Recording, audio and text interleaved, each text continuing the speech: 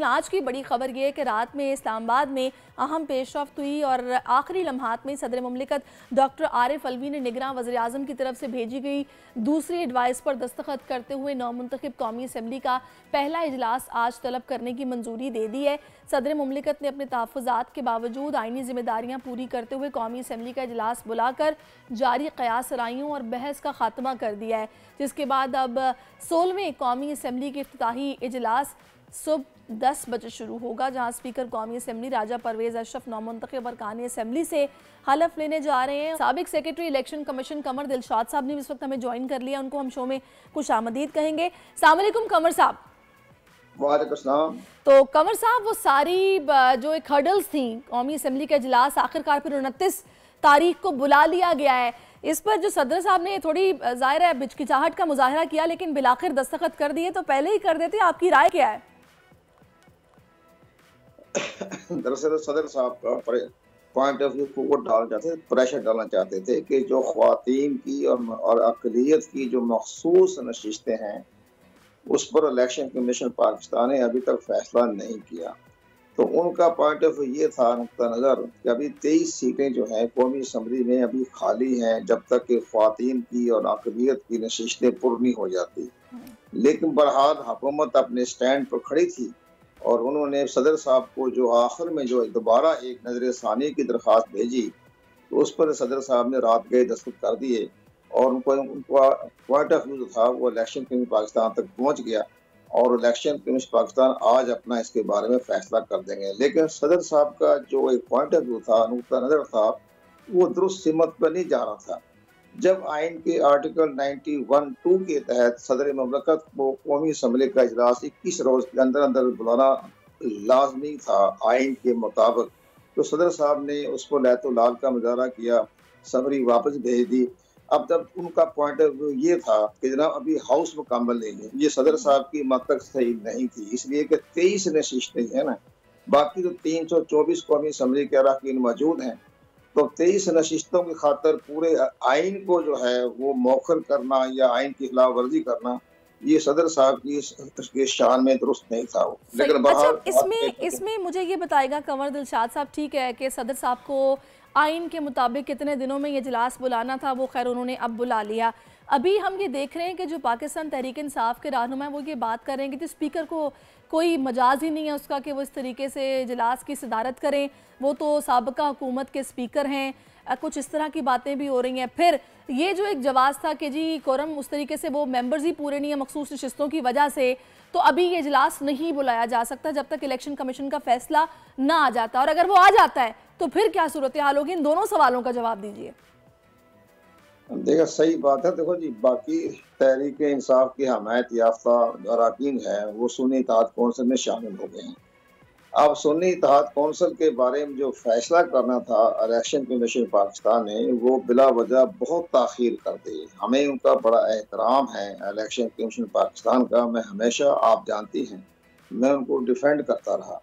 लेकिन अब मुझे समझ नहीं आ रही कि एक हफ्ता हो गया उनका अभी तक फैसला जो है वो अल्तवान में रखा गया, कभी तारीखें दे रहे हैं। इसके साथ साथ जो सुन्नी इत्तेहाद कौंसिल के चेयरमैन हैं हामिद रजा साहब, तो उन्होंने बाकायदे जो ख़त लिखा 26 फरवरी को, उस ख़त का मतन का और मतलब था। उनका कहना ये था कि हमने इलेक्शन में हिस्सा नहीं लिया, इसलिए हमने 5% जो एक सेक्शन 206 की रिक्वायरमेंट है इलेक्शन एक्ट की, तो हमने ख्वातीन की नशिस्तें जमा नहीं करवाई थी। वो उनका नुक्ता नज़र ये था। बहरहाल वो चूँकि इतने आइन और कानून के बारे में इतने उनको समझदारी नहीं आ रही थी, तो उस खत को मतलब यही था। लेकिन बहरहाल उनका मतलब ये था कि हमने ख्वातीन की इसमें कमर साहब, मैं बिल्कुल आपसे इस पर भी बात करूंगी, लेकिन अभी बात जो मैं आपसे करना चाह रही हूँ वो ये है कि जो सवाल स्पीकर साहब के ऊपर उठाया जा रहा है कि जी वो मजाज नहीं है, वो नहीं बुला सकते, और वो तो साबका हुकूमत के स्पीकर है, जाहिर है आज ये हलफ लेंगे तो फिर कल स्पीकर और डिप्टी स्पीकर का इंतखाब होना है, तो इस हवाले से आपके व्यूज़ क्या है? असूली तौर पर जो स्पीकर कौमी असम्बली ने इजलास तलब करने के लिए जो आइन का आर्टिकल 91 सब सेक्शन 2 का हवाला दिया था, उसमें स्पीकर के पास इख्तियारात नहीं थे। स्पीकर कौमी असम्बली का इजलास तलब करने का मिजाज नहीं है, आइन में सदर पाकिस्तान लिखा हुआ है। तो इन्होंने जितने भी रेफरेंस दिए आइन के तहत, वो तो सदर साहब को लागू होते थे। तो इसलिए उस पर एतराज़ करना एक दुरुस्त है, एक जमहूरी अंदाज़ है। उन्होंने प्रोटेस्ट किया और साथ-साथ उन्होंने ये भी कह दिया कि जनाब आपने जो इजलास तलब किया था पहले, वो दरअसल आइन की खिलाफवर्जी थी कि आपके पास इख्तियार ही नहीं थे। आप एक स्टॉप गेप अरेंजमेंट के स्पीकर हैं आप, स्टॉप गेप अरेंजमेंट यानी उसका एक तरीक़ाकार रखा गया कि आईनी इदारे का सरबराह बरकरार रहे कि जब तक नया सदर नहीं आ जाता, उसका सदर साहब भी तो स्टॉप गेप अरेंजमेंट ही है ना आर्टिकल 44 के तहत, तो वो भी स्टॉप गेप अरेंजमेंट के तहत काम कर रहे हैं। इसी तरह स्पीकर हो जाए, इस तरह का ये चेयरमैन सेनेट तो अभी ठीक है, इस इजलास चल रहे हैं, वो तो उसकी उनकी हैसियत पर असर नहीं पड़ता। लेकिन कौमी असम्बली का जो स्पीकर जो है वो तो स्टॉप गेप अरेंजमेंट है, अपने अलामती आप बैठे रहें, तनख्वाहें देते रहें लोगों को, आपको पॉलिसी मैटर पर तो आपको दखलंदाजी करने के इख्तियार ही नहीं थे। तो आपने आर्टिकल 91(2) का जो हवाला दिया वो दुरुस्त नहीं था, उसमें सदर पाकिस्तान लिखा हुआ है। तो आप सदर पाकिस्तान को कन्विंस करते एज ए स्पीकर कौमी असम्बली के जनाब आपने एजाज तलब करना है, तो मेरे पास तो इख्तियारात नहीं है, हमने आइन की किस दिन की तो भी जो है मदद वही पूरी करनी है, देखना है आपने। लेकिन बहरहाल उन्होंने डायरेक्टली एक्शन ले लिया, तो ये दुरुस्त नहीं था उनका। लेकिन रात गए जब सदरी एक और बड़ा अच्छा वफाकी हुकूमत ने किया, निगरान प्राइम मिनिस्टर साहब ने बड़ा सही फैसला किया, तो उन्होंने दोबारा आइन की आर्टिकल 48 सब सेक्शन 1 के तहत सदर पाकिस्तान को दोबारा नजर-ए-सानी की दरख्वास्त भेजी कि सर आप गौर फरमा लें, ये आपके इख्तियारात है, आपने कौमी असम्बली का इजलास तलब करना है और ख्वातीन की नशिस्तों का मसला हल हो रहा है और इलेक्शन कमीशन पाकिस्तान हल कर देगा। ये तो हलफनामे के हलफ के बाद भी हो सकता है। अच्छा, मुझे ये बताइएगा, आप खैर इजलास तो बुला लिया गया और 10 बजे का वक्त है, अभी सूरत हाल क्या होती है ये ज़ाहिर है सभी इस पहले इजलास को देखेंगे भी, हुकूमत साजी का अमल जो है वो शुरू हो चुका है। अब यहाँ पर मैं, चूंकि आप साबिक secretary election commission Kanwar Dilshad साहब रहे हैं, इलेक्शन कमीशन जो कि लैतोलाल से काम ले रहा है या फिर पता नहीं क्यों इसमें इलेक्शन कमीशन आप क्या समझते हैं गैर जिम्मेदारी का मुजाहरा कर रहा है? क्योंकि माजी में ऐसी एग्जाम्पल्स मौजूद हैं कि जब इस तरह से दो जमातें आपस में मिली हैं तो मखसूस नशिस्तें दी गई हैं उस जमात को। क्या वजह है कि इतना वक्त लिया जा रहा है, या फिर इस हवाले से फैसला अभी भी महफूज कर लिया जो कि फौरी तौर पर सुनाना चाहिए था? ये कोई इतना सोचने वाली चीज़ तो नहीं है, क्यों इस पर देर की जा रही है? इसमें ठीक है, बिल्कुल दुरुस्त फरमा रही है, मैं भी आपके पॉइंट ऑफ व्यू से एग्री करता हूँ और हम हमेशा इलेक्शन को डिफेंड करते रहे, लेकिन यहाँ हमें उनका नुक्ता नज़र जो है वो समझ से नहीं आया कि उतने डिले क्यों किया, जबकि उनको मालूम था कि किस रोज़ में इलेक्शन जो है कौमी असम्बली का इजलास भी तलब होना है, सेनेट का इलेक्शन भी होना है, सदर का इलेक्शन भी होना है। तो ये ख्वातीन की नशिस्तों के बारे में इतनी देर तक डिले क्यों किया गया? उसमें ताख़िरी का एक और जो तरीक़ाकार सामने आया इलेक्शन कमीशन पाकिस्तान के नुक्ता नज़र के मुताबिक कि 3 बड़ी सियासी जमातों ने इलेक्शन कमीशन से दरख्वास्त की कि जनाब सुन्नी इत्तेहाद कौंसिल पार्लिमानी जमात नहीं है, तो आप इनकी जो उन्होंने जो ख्वातीन की नशिस्तें जो है मिलने का इनका हक नहीं है, इस्तेकाक नहीं है। तो उन्होंने एक बिला वजह एक मसले को लटकाने के लिए, आगे ले जाने के लिए, मौखर करने के लिए उन्होंने बिला वजह इलेक्शन कमीशन पाकिस्तान को दरख्वास्त दे दी। हालांकि कानून में लिखा हुआ है कि वो सियासी जमात जो रजिस्टर्ड हो जाए और इंट्रा जो है उनका इलेक्शन भी हो जाए, इंट्रा पार्टी इलेक्शन हो जाए, सिंबल भी मिल जाए सेक्शन 215 के तहत, तो वो पार्टी रजिस्टर्ड है। अब उसको ये कहना कि कानून में कहाँ लिखा हुआ है पार्लिमानी जमात जो है उन्हीं की ख्वातीन की मखसूस नशिस्तें होगी, तो उनका नुक्ता नज़र सही नहीं था। हालांकि बड़ी सियासी जमातें हैं, बड़ी पाकिस्तान की पार्लिमानी जमातें, उससे इलेक्शन कमीशन मजबूर हो गया कि पहले उनकी दरखास्त को गौर व फौज करें, इसके बाद हम आगे लेकर चले। उन्होंने रास्ते में इसमें कंवर साहब एक जमात जो कि पाकिस्तान तहरीक इंसाफ है, उनके शुरू से इलेक्शन कमीशन के सरबराह पर तहफ़्फ़ुज़ात हैं और गाहे बगाहे वो इसका जिक्र भी करते रहे हैं। अब अगर ये नशिस्तें उनको नहीं मिलती हैं मखसूस, तो मेरा ख्याल है कि उन्होंने ऐलान किया कि वो सुप्रीम कोर्ट से रुजू करेंगे इस मामले पर, तो ये इदारे की क्रेडिबिलिटी भी बड़ा क्वेश्चन मार्क लगा रहे हैं। नहीं, बिल्कुल सही कहा है कि बिला वजह इलेक्शन कमीशन जो है वो तनकीद का निशाना बन गया बिला वजह, यानी क्रेडिबिलिटी जो है वो खतरे में पड़ गई इलेक्शन पाकिस्तान की। जब आप सुप्रीम कोर्ट से तमाम फैसले करवाएंगे तो फिर आईनी इदारे का जवाब खत्म हो जाता है। अब ये फैसला उन्होंने आज फैसला कर देना है और हमारे ख्याल के मुताबिक हमारा तजिया बताता है, कोई कबज़ वक्त कहना तो दुरुस्त नहीं है, लेकिन मुमकिन है कि वो आज सुन्नी इत्तेहाद कौंसिल के हक में फैसला कर दें, क्योंकि माजी में बलूचिस्तान अवामी पार्टी को 3 नशिस्तें दे चुका है इलेक्शन कमीशन पाकिस्तान। उसकी सबसे बड़ी मिसाल हमारे जो मुकदमे होते हैं, फैसले होते हैं, ये माजी के फैसलों को मद्देनजर रखते हुए आगे बढ़ा जाता है। एक मौजूद है, मिसाल मौजूद है इलेक्शन कमीशन के साबिक सरबराह सरदार रजा साहब ने फैसला दिया हुआ है। तो ये वो भी सुप्रीम कोर्ट के सीनियर तरीन जज थे वो, तो इस लिहाज उनके हाथ का लिखा हुआ जजमेंट है। लेकिन ये कंवर सारे साहब, इस मामला मखसूस के जमात के ये तहफ़्फ़ुज़ात हैं कि माजी में भी इलेक्शन कमीशन का इंटेंशन उनके लिए कुछ अच्छा नहीं रहा, कुछ फैसले उनके हक में नहीं आए हैं, तो उनको खदशा है कि अभी भी हो सकता है कि नशिस्तें हमसे लेकर नून लीग और पीपल्स पार्टी में बांट दी जाएं, तो लिहाजा उन्होंने पहले से फैसला कर रखा है कि वो इस पर सुप्रीम कोर्ट से रुजू करेंगे। मेरा अब आपसे सवाल ये है कि आप जैसे कि कह रहे हैं कि हो सकता है कि आज ये नशिस्तें इनको मिल जाएं, अगर मिल जाती हैं तो फिर ये जो इजलास बुलाया जा रहा है, क्या सूरत हाल, फिर आगे मंजरनामा क्या होगा सीटें मखसूस मिलने के बाद?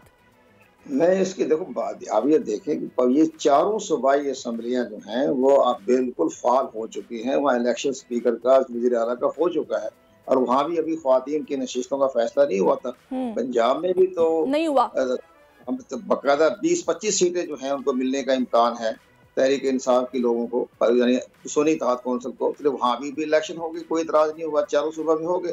तो यहाँ भी अगर अभी तो इलेक्शन होने में देर है, अभी तो प्राइम मिनिस्टर का इलेक्शन 2 मार्च को होना है, स्पीकर का इलेक्शन होना है, वो भी कल होना है। मुमकिन आज फैसला हो जाए और उनकी सीटें मिल जाए, तो ये तो कोई ऐसा मसला नहीं है कि 23 सीटों की खातिर पूरा निज़ाम ही आप दरम बरम कर दें।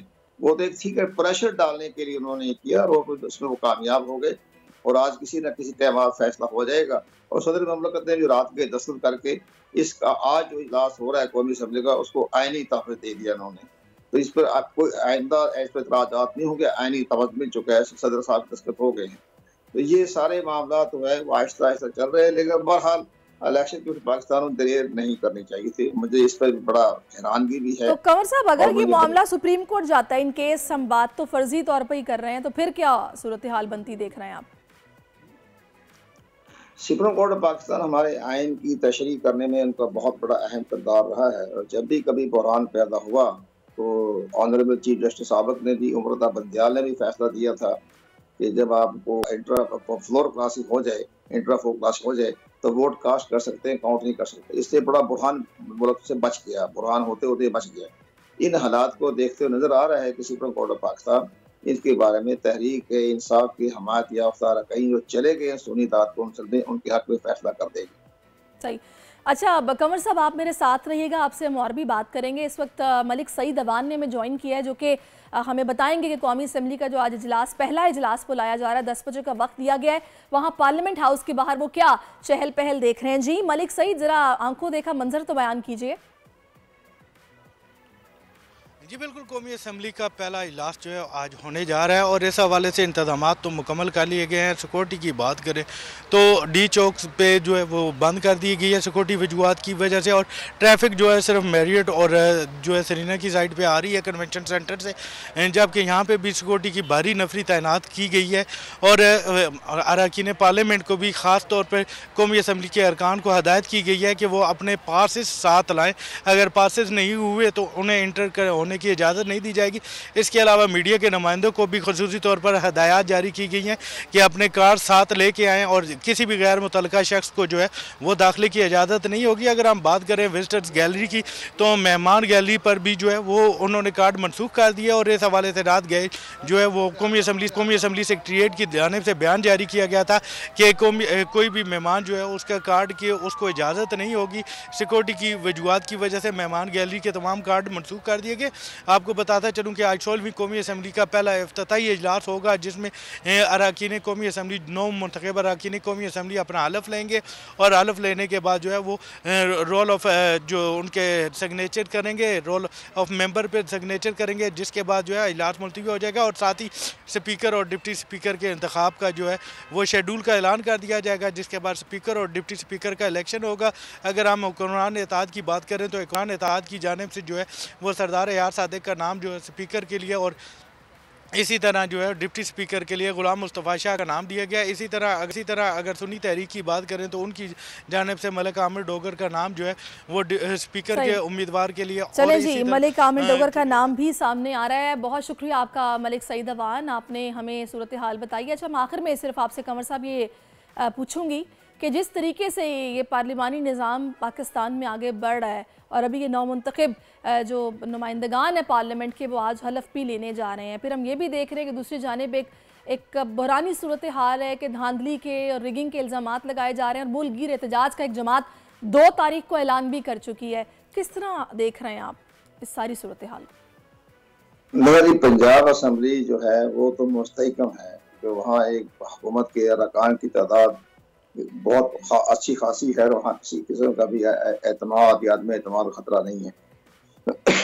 लेकिन कौमी असम्बली जो है 6 जमातों का मुरबा है, टोचू का मुरबा, और उसमें सबसे बड़ी अहम बात ये आ रही है कि MQM की जो खबरें आ रही हैं कि MQM जो है नाराज है, उनके तहफ़्फ़ुज़ात दूर नहीं हो सके, उनको एक वज़ारत मिल रही है, गवर्नर भी उनका नहीं हो जा रहा, तो उनके 22 सीटें हैं कौमी असम्बली में, तो वो भी एक अच्छा खासा प्रेशर ग्रुप पड़ेगा। और इसी तरह इन्होंने जो मुतालबात किए थे वो MQM ने वो भी मंजूर नहीं हुए, जो उन्होंने गवर्नमेंट के पाकिस्तान के साथ हुकूमत के साथ इत्तेहादिया होने की हैसियत से जो उन्होंने मुतालबे किए थे वो भी तस्लीम नहीं हुए। वहाँ भी एक बड़ा शदीद किस्म का बुरहान आएगा।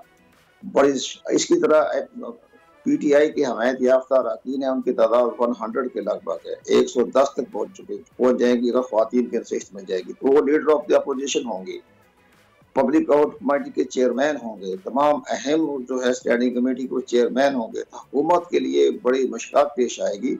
अब चूंकि एक बड़ी खुशैन खबर ये आई है कि नवाज शरीफ साहब जो हैं पाकिस्तान के सीजन सियासतदान हैं, तो वो पाकिस्तान मुस्लिम लीग नून के जो है N के जो है वो सदर बन रहे हैं। जब वो सदर बन जाएंगे, पार्टी के सरबराह हो जाएंगे, उनका रोल बड़ा फाल हो जाएगा, तो मुमकिन है कि वो अफ़ाम व तफ़हीम पैदा करने की कोशिश करें। और नहीं, इसके साथ तफ़हीम की कोशिश भी खैर कंवर साहब नज़र आ रही है, क्योंकि मौलाना साहब को बनाने के लिए भी कल ये लोग पहुँचे हैं और उनको भी बेराम करने की अब खैर कोशिश हो रही है। देखते हैं आगे चलकर मंजरनामा क्या बनता है, चीज़ें किस तरह चलती हैं। अलबत्ता कल पार्लिमानी पार्टी के इजलास में अपनी जमात के मियाँ साहब ये कह चुके हैं कि बहुत डिफ़िकल्ट 1.5 साल हो सकता है, बड़े डिफ़िकल्ट फैसले भी करना पड़ेंगे, तो ये चीज़ तो खैर उनके जहनों में है, तो देखते हैं क्या होता है। बहुत शुक्रिया आपका। सब्सक्राइब करें और बेल दबाएं ताकि कोई खबर रह न जाए।